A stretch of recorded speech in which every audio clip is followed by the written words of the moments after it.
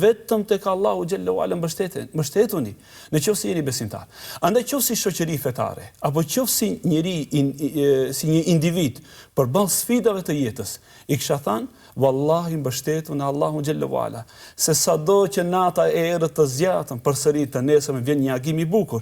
Andaj sado që të zgjasis prova dhe belaje dhe telashet e kësaj jete, dije që e ke një Zot, i cili për cilësive më madhështore të tij është mëshira. Imagjinoje, në momentin që njeriu e ushqen hoxhë nderuar zemrën e tij me emra dhe cilësitë e Allahut xhallahu ala, me emrin e Allahut te bareke ve taala Ar-Rahman Ar-Rahim, se ai është më i mëshirshëm për ne se sa nëna për fëmijën e saj.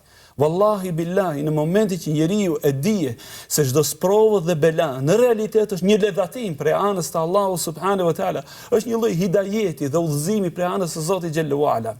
Si thot Imami Ibn Rajebi, sa herë ndodh që njerëzit të largohen prej Allahut xhallahu ala. Allahu i godet me sprova dhe belaja, se i merr malli që të dëgjon zanin e tyre.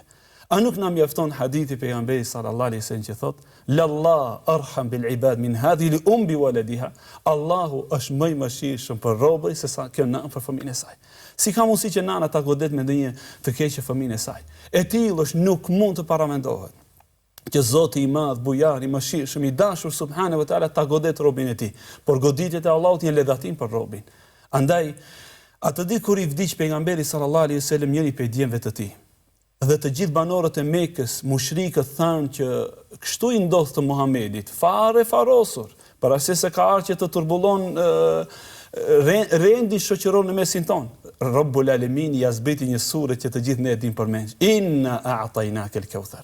Në një moment kur ti mendon se Allah të ka marrë diçka, Allah të ka dhënë shumicën e asaj që ti mendon. Ne të dham ti o Muhammed Kautherin.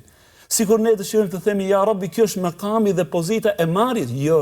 Allahu çdo herë kur merr diçka, merr për të dhënë diçka më të madhe se ajo. Andaj, mbështetja në Allahun subhanahu wa taala është forca më e madhe që e posedojmë përballë çdo sfide të jetës së kësaj dhunjaje.